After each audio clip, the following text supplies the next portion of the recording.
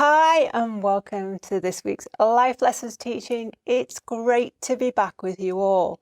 This week we're talking all about giving up and why our inner child often wants us to give up very, very easily. So perhaps you have encountered a difficult or challenging situation, and despite your best intentions and really clear goals, you just give up or give in really, really quickly. Or maybe you're working really hard on yourself to improve your health, your lifestyle habits, or your relationship, and then you just slip back. You momentarily go back to your old unhealthy ways, and so you just completely give up. You forgo everything. Well, in this teaching, we're going to be explaining why it is we can give up so very easily and what you can do to stay strong, focused, and on your authentic path at all times.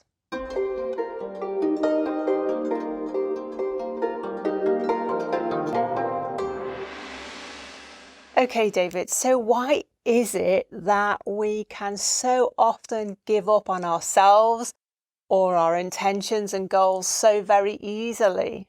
This is a great question and a life lesson, because we'll be able to touch on 2 or 3 things that people write into us and say, I don't quite understand this, or what do you mean by this? So we'll be able to touch on all of those. So for those of you new to our channel, let me first start by explaining and defining what I mean when I say the term the inner child. So first of all, I am not saying this is something external to you. I'm not saying you're schizophrenic. I'm not saying you're hearing voices outside of yourself. I'm saying the inner child is a label for a part of your mind. You in the past may have called it your ego, your emotional mind, your subconscious mind, your something else mind, that nagging little voice, the little thing that sits on your shoulder. So I think a more descriptive label to address that part of the mind is the inner child. So let me just give you very quick. Now, we've done lots of videos on this, so if you want more information, look back in the resources and you'll see that we've gone through it in lots of detail. It's a part of your mind that was developed around the age of 6 to 9 years old, when you, as a developing human being, your sensitivity and your emotions are developing and being part of who you are. Some people say sensitivity. And then something happens in your life, something that you're not equipped to address. It could be one thing, it could be a series of things. And then what happens? You encounter this stimulus, this issue, this challenge, and you haven't got the cognitive reasoning to address it. And so you say something to yourself. You say what you believe to be a statement, a belief to get through that situation. And I call that the vow. You say something to yourself in response to be able to get through it. And that vow that you say to yourself forms the belief and kind of locks that part of your mind. The Taoists call this like a kernel, really strong, really firm. And this is one of the things we're going to be talking about, why this affects you giving up. So that inner child, which we now have within our mind as an adult, you're saying it's the inner child that means that we give up. In a sense, the inner child kind of sabotage ourselves, or the inner child sabotages us when we're faced with challenges, or if we have a setback, if we're working really hard on changing our lifestyle habits. It's the inner child at play in terms of the giving up. Yes, so I'm saying that the inner child part of your mind, remember that's the label, that part of your mind is still working on perceptions and ideas and understanding of a 6, 7, 8, 9, 10-year-old child. It still sees the world in that way. Let me give you one example. It's not fair. It's unjust. It shouldn't be that way. And so when you hear yourself saying that, it's not your mature adult, what I would say, shen, spiritual mind that's saying that. It's that kind of petulant little child stamping their foot and saying, it's not fair. It shouldn't be that way. I want it the way that I want it. So when you hit a situation, that's when it seems you get into a separation. And the inner child is saying one thing and you're being led, you're being dragged along by the beliefs of that inner child. And even though you absolutely know there's a better way to address and to deal with this very challenging situation, the power of that inner child kind of takes over you and dominates you and takes you down a road. And you almost become a slave to your old mind. You almost then choose, now you may call it habit, you may call it ingrained, you may say, I have nothing to do with it, I can't help it, it's just the way I am. And please don't say, it's my nature to give up, David. I just go down this road. I know it's wrong. I know I shouldn't do it, but I just do it. So what you're saying is that if we hit a challenging or difficult situation, so we're striving, we're working really hard on our intentions, our goals, our plans, and we encounter a difficult, challenging situation, our inner child kicks in and says, this is not fair, this is not right. And then the inner child basically says, well, we just give up. This is not how we want it to be, so I'm just going to give up. I'm just going to throw in the towel here. Exactly. But he or she does something even more powerful than that. It activates your emotions. So it not only stamps its foot and has a good temper tantrum, or what I call squealing piglet, it then activates your emotions.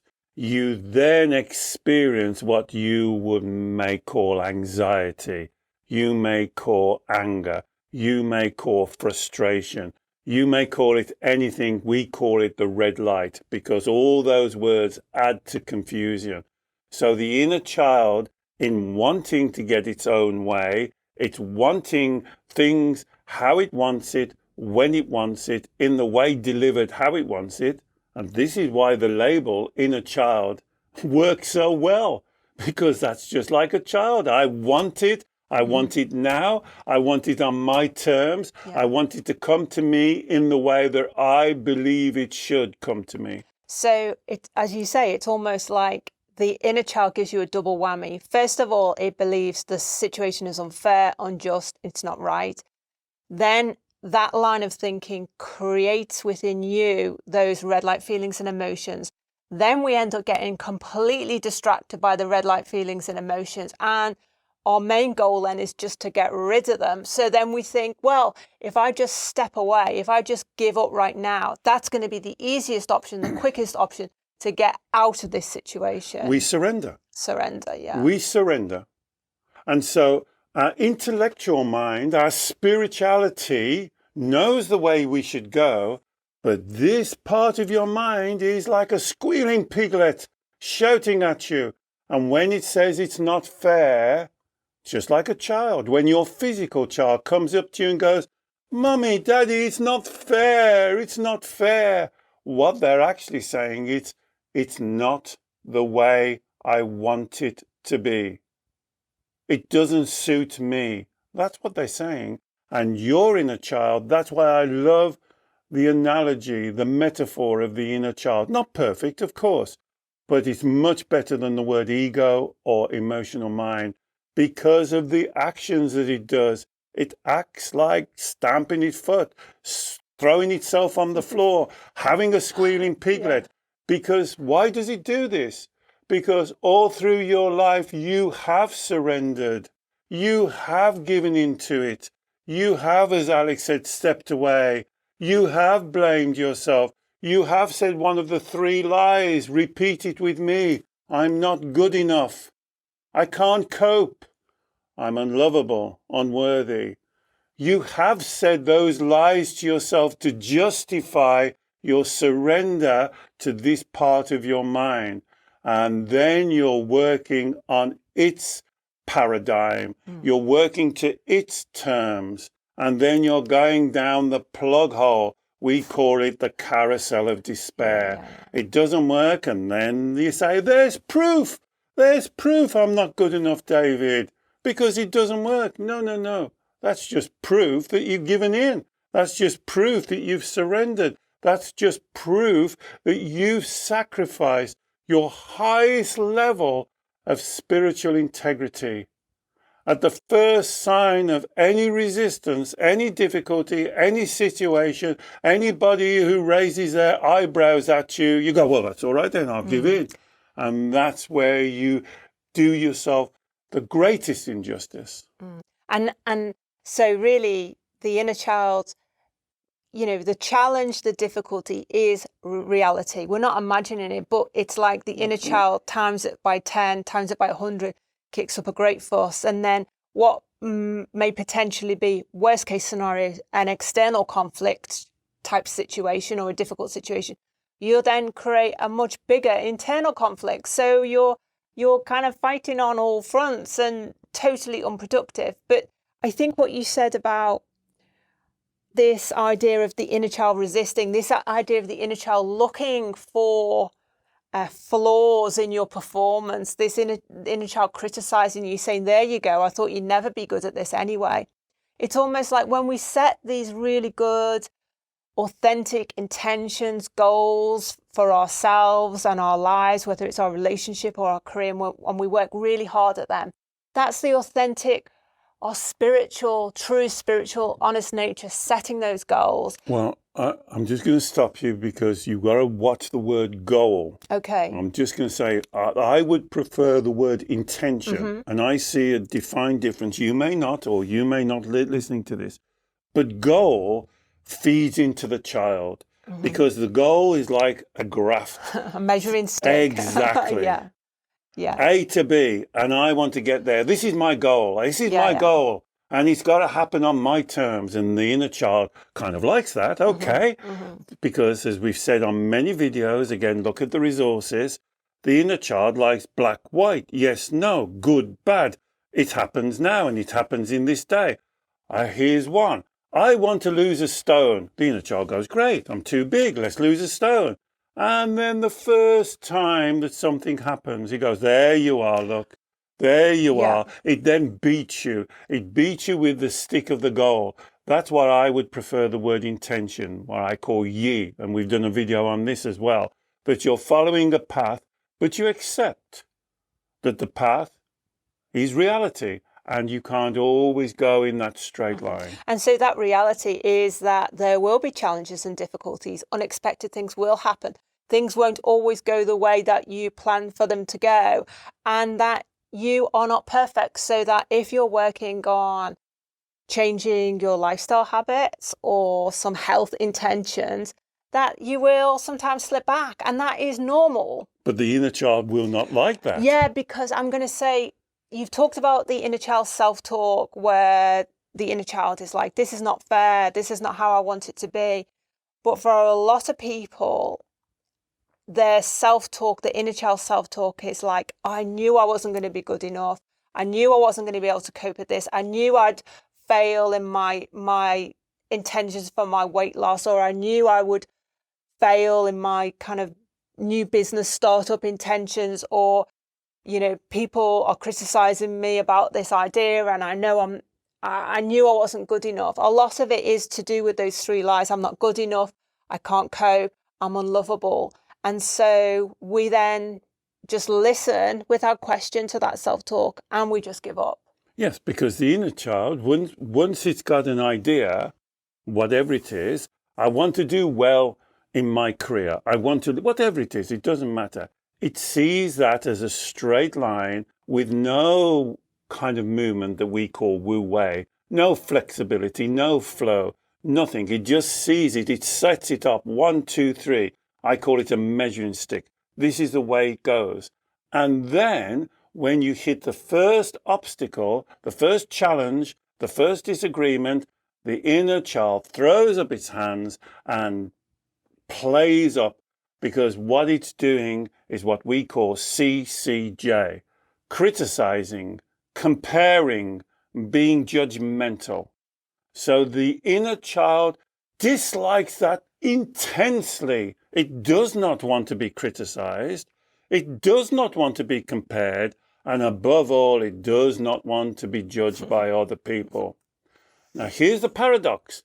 The inner child part of your mind is quite happy to do that about other people. Yeah.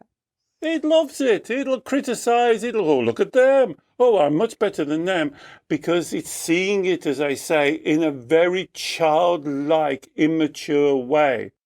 So all the time it's going through, if you are not in control of this part of your mind, if you are not coming from a spiritual, authentic paradigm, then you're coming from this part of the mind.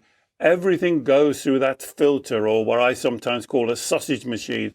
Everything that happens goes through that filter, and you are a slave to that. You have to react to that, because in that moment, you're not in control. This is why this teaching touches on, see, we've already touched on the 3 lies. We've already touched on the inner child. We've already touched on CCJ. This is why this giving up is such an important topic. So when we give up, when we follow the inner child rather than following our true spiritual shen nature, our authentic path, and we stay stuck, we don't move, we don't step out of our comfort zone, we don't change. Why does the inner child want us to stay stuck, play small, not take risks? Exactly. Because that's exactly what it wants to do. Because the inner child wants to know outcomes. This is where people really get misunderstood. The inner child is not interested. It would like to reach the goal, of course, but it wants to reach the goal in its way, on its terms, at its circumstances, at its timeline. With no discomfort. No discomfort. It's all about me. Enough about me. Let's talk about me. So let me give you an example why the analogy of the inner child works. So if you give a child, I don't know, a big packet of chocolate biscuits, the inner child's not going to say, oh, thank you very, very much. That will last me the rest of the month. I'll have one a day with my drink and I'll really love it. The inner child will eat the lot. It won't think about its health. It won't look at the long-term value or making this last authentically or balanced or harmoniously. It will just say, I want the chocolates. And if you don't believe me, go down any supermarket, go down the sweet aisle, and you see children having squealing piglets. I want it now, I want more. Look at something like Easter eggs. I've seen it with my own children. They eat so many Easter eggs as they make themselves sick. Then 3 days later, they're pulling a face because they've got no Easter eggs left. And so this is why the metaphor, the analogy of the inner child really works, because that's your mind acting like an inner child. Now, to answer your question, why does it do this? Because it really hates failing. It doesn't want to get things wrong. It dislikes intensely someone else telling it that you haven't done it right. So what it would prefer to do is to set up a very cunning little game with yourself. It's quite happy to say, before we start, we might as well tell ourselves we're not going to be successful. Why? Because if we're not successful and someone else criticizes it, well, it won't be so bad, will it? Because we've already done it to ourselves. Yeah. So we won't hurt us so much, because when they come and say, well, you've really messed this up, we go, well, it's what I expected. I didn't expect anything else. I knew I would fail. And so it sets up a self-fulfilling prophecy. Yeah. Just one more thing before you jump in. If you don't believe what I'm saying, if you doubt what I'm saying, then ask yourself this. I call it the 3 a.m. mind. When have you ever woken up at 3 a.m. in the morning with a busy day in front of you the next day, or some challenging situation, when has your inner child, that mind, ever said to you, tomorrow's going to be fantastic. Don't you look great? You're going to be wonderful at that interview tomorrow. My goodness, it doesn't. It says the opposite. Have you done this? Have you done your homework? Have you done this? Are you going to get it right? How about if they ask you a question you don't answer? See what it's doing? It's setting up the paradigm in case you fail, because that part of your mind doesn't like the idea of failing. So what you're saying, David, is that before we even encounter the difficult or challenging situation, before we even maybe have a bad day and slip back on the new kind of lifestyle habits we're trying to work out, we've already started this journey, this intention, with almost like a split belief, a dual belief, that the authentic part of ourselves that believes that we really want to do this, we're really committed to doing this, we believe that we're worth doing this, but all the while our inner child is saying, well, you're not good enough, this is going to fail, so don't expect good outcomes here. And we've already split our energy on the whole journey, so we're already almost like half given up already, would you say? Well, you've totally given up, because the inner child's actually in control. So you've now touched on another teaching. You see, how many is this? 5 teachings. The dual belief system. The dual belief system. So when you say to people, this is what I want, this is what I would like to achieve, actually, that's what you should say. If everything goes exactly how I want it, this is what I would like to achieve.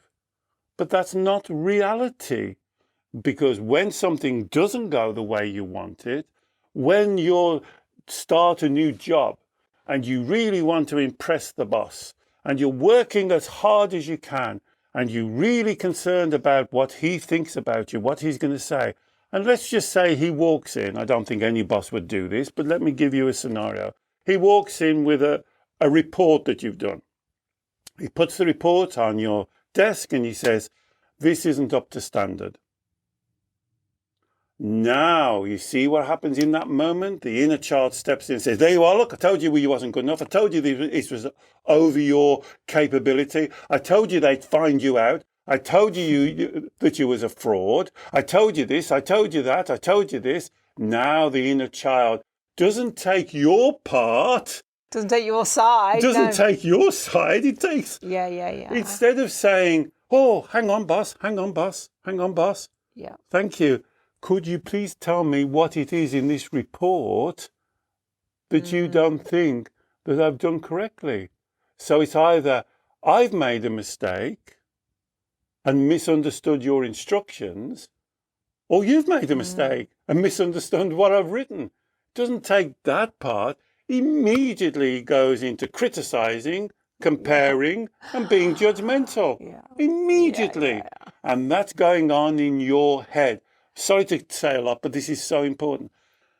The boss doesn't know that's going on in your head. The boss sees you squirming, sweat coming from your forehead, sweaty palms, you going, and the boss immediately thinks, oh my goodness, who have I employed here? They don't know what the hell they're doing. And that's where it sets you on the wrong course. You now start to lose your integrity. You start to lose your honesty in yourself. You start to believe some story that your mind is creating. And these stories, as you say, are formed so many years ago in childhood, but they have been affecting our self-talk, our lifestyle choices, what we've aimed for, what we've not aimed for, what we've given up on, what we haven't given up on. And we're really dictated. And as you describe it, David, it's like we are our own worst enemy. We are our own worst enemy. And that's why you choose to give up. Fasten down, because you're not going to like what I'm going to say. You choose to give up because it's comfortable. Yeah. You're used to it. Some of my clients will say, it's easier. Isn't that the truth? That's why you give up. You choose to do it. And does that satisfy the inner child? No. Not at all. Because the inner child then grows even stronger and starts to criticize you even more. There you are. You always give up. We'll never be successful. You're always wrong. You always prove wrong. This always happens to you. You always attract the wrong men. You always attract the wrong women. This relationships will never work. It's like a dictator. Because it's out of control. And you then are the slave to your inner child. You are like picking crumbs off the table. You're ducking and diving and laying on layers of deceit and lies, avoidances, trying to control other people. You then use your emotions as a manipulator. Oh, don't say that to me because it really upsets me. Instead of dealing with the situation in what I would call your correct, authentic wu-wei situation. So how do we reverse the situation from our inner child being in control of these important decisions and actions and how we behave? How do we take back control from the inner child so that we can keep focused, keep strong, keep on that authentic path with our intentions? Okay. This goes down now, and we've done a video on this. I'm sure Alex will share it. We call it the Shen contract. The Shen is that spiritual, authentic, true side of you that is much quieter than the loud, bullying inner child wanting to get their own way. Many times I've used this analogy of super nanny.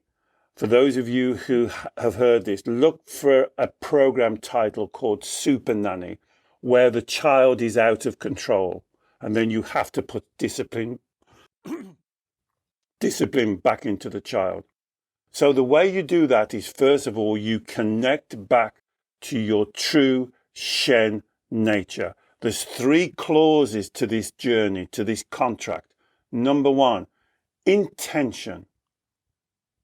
What is your intention? And that's why I just disagreed with that. It's not your goal. Where do you want to go to in your life? What's most important for you? How do you want to define yourself? How do you see yourself? How is it that you flourish? Because this is why we share these teachings. This is the teaching of Taoism.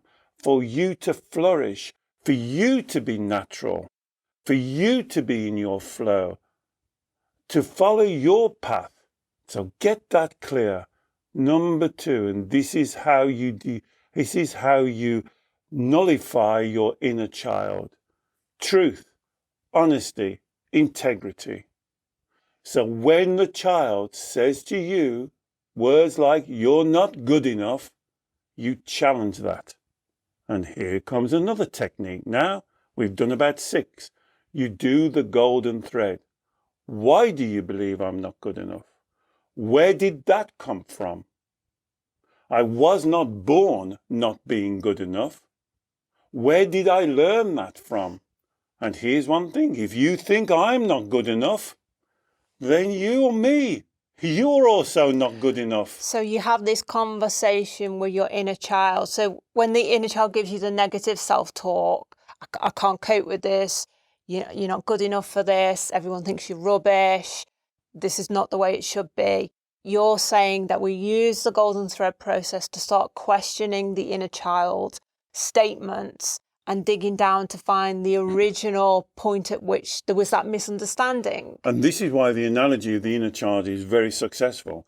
Imagine your physical child came home from school and said, "Mummy, Daddy, I'm not good enough." What would you say to them? You wouldn't say, "Yeah, you're right." You would, "Oh yeah, absolutely. That's it. You're absolutely right. You're an 8-year-old child saying you're not good enough. That's going to be you for the rest of your life. I can't do anything about it." The first thing you say is, "Sweetheart, why are you saying that? Where did you learn that? Where did that come from? Where did you pick that idea up from?" That's the golden thread. You interrogate, you ask questions in a compassionate but direct way. You wouldn't just accept. Well, but that's what we do. That's what we do. We don't question, because I think, do you think the reason why we accept the negative self-talk of the inner child is because also by that time, the negative self-talk has created these red light emotions within us. And so we become so focused on the red light emotions, we forget about the self-talk and we actually don't question the self-talk. That's exactly right. It's the story. You're so used to the story. And people will say this to me every time. I absolutely agree. You've hit the nail on the head, David. You've hit a home run here. But how do I change it? Well, you don't listen to lies. You don't just accept what your mind says. You don't accept what your parents said. You don't accept what some teacher said to you, what your brother said to you, what your sister said to you, what some bully at school said to you. You don't just say, oh, well, they said it, so it must be right, mustn't it? No, no, no, it's not right. Stop it. And that's where you have to stop it. And that's when you have to be that strong. Because just because someone has said something to you, it does not mean it's right. But we default to that, don't we? We default because it's to familiar. Believing what our parents said to us, or what we believed that they thought about us, or what the teacher said to us in a critical way, or what our friends that we've fallen out with has said to us. We believe them over believing ourselves and trusting our own divine nature. But that's a choice. Yeah, that's a choice. That's just a simple choice that you are making. I'm not making it. You are making it. And they probably didn't even mean it because they were coming from a dysfunctional situation. Because if you're putting that parent, that teacher, that bully, you're giving them authority. You're saying, you know more about me than I know about me. So therefore, if you believe I'm not good enough, hey, you must be right. I'm not good enough. Doesn't that sound crazy to you? And you're not a crazy person? You look at it, you analyze it, you take responsibility for it, because that's the third one. Truth, honesty, and integrity. The third thing is self-responsibility. Are you now saying, actually, you're right, I'm not good enough, so that's going to define me for the rest of my life? So here comes another powerful Wu Wei wisdom teaching. You are the creator of your emotions. You are not the victim. You are the creator of every emotion that you experience. You're not the creator of the situation, the person, the event, the stimuli. You're not the creator of the boss skimming the report across your desk, but you are the creator of how you respond to that. So let me repeat. You are the creator of your emotions, not the victim. You are accountable for your beliefs. If somebody says something to you and you believe they're right, now it's your belief. Not their belief, it's your belief. And we can't blame them. And we can't be a victim to them either. Exactly. Because now we've made that choice to take it on for ourselves. ourselves. You've now said, you are correct. I am not good enough. And that is going to define me for the rest of my life. And then I'm going to give you that analogy. If your 6, 7, 8-year-old beautiful child came home to you today and said, Mummy, Daddy, I'm not good enough, you wouldn't say, you're right. Whoever told you that is absolutely right. That now defines your path. That's your story. That's your life lesson. Carry on believing that. You would not do that. Why do you do it to yourself? Stop it. Stop it now. Yeah. You must stop it. And don't say, how do I stop it? Because you're doing it. See, that's where you go wrong. Well, how do I stop it, David? No, no, no. The question is, why are you doing it? Yeah. That's the question.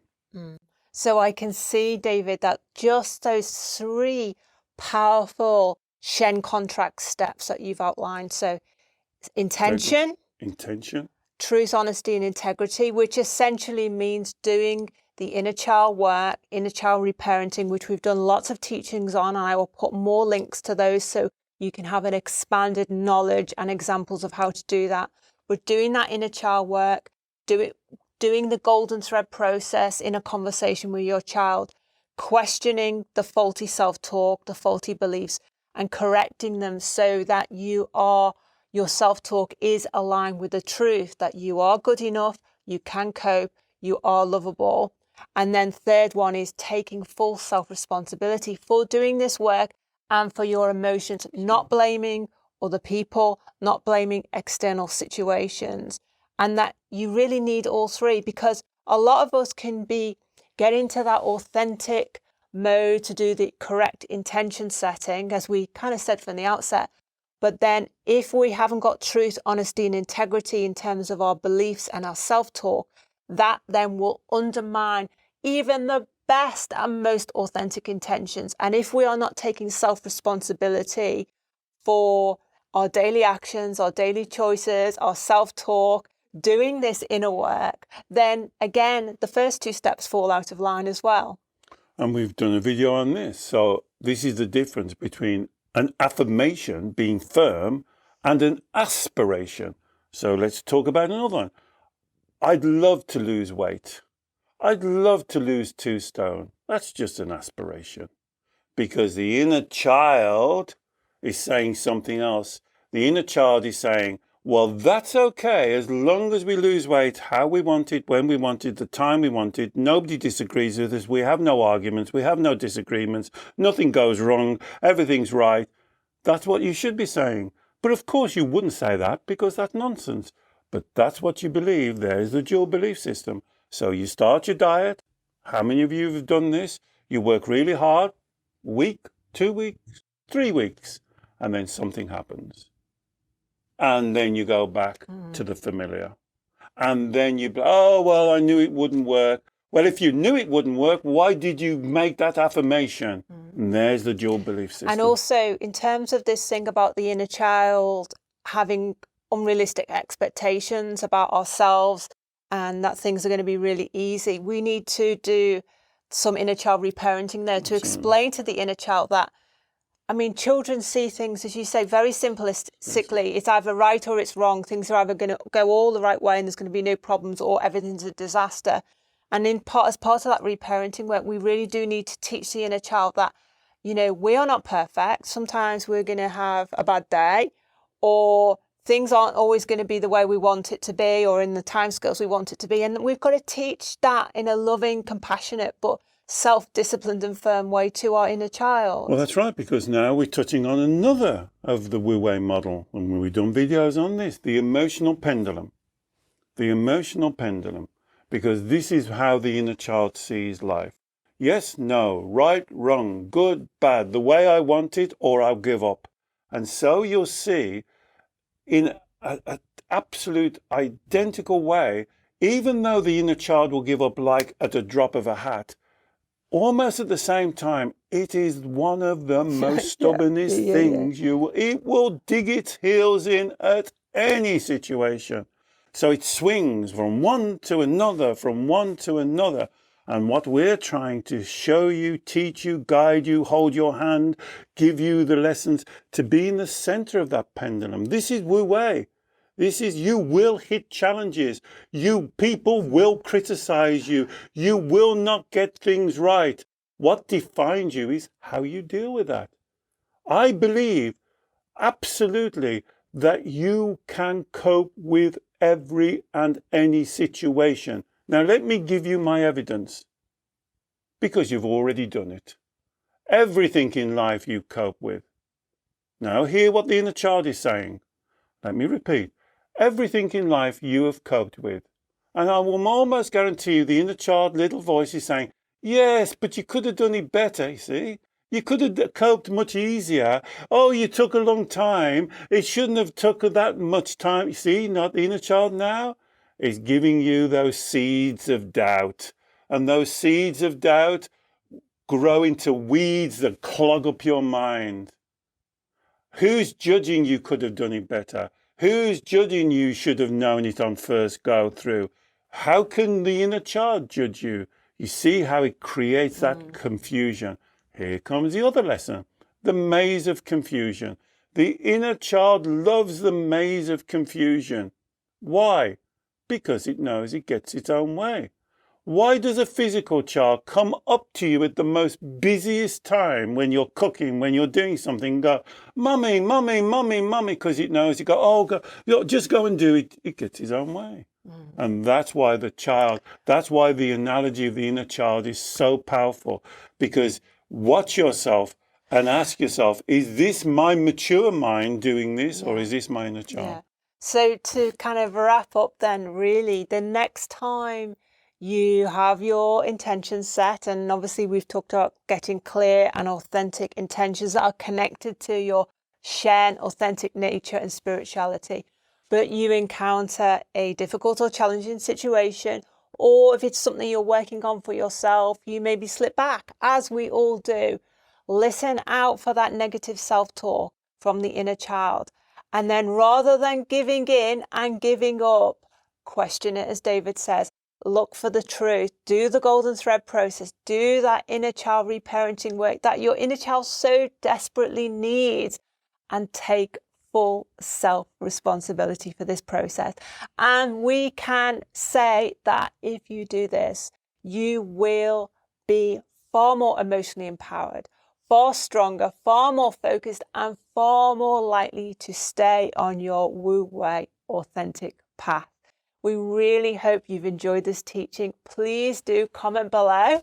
If you have anything to ask us or any comments to make, share it with someone else who you think may also benefit. If you'd like to work one-to-one with David on any of the lots of topics we've talked about today, David works by Zoom video call with clients all over the world every week, and I will put a link below so you can learn more about his sessions. And finally, we produce new teachings and videos every week on our channel, so please do subscribe to the channel. We'd love to share your journey with you. Take care, and we'll see you very soon. Bye-bye.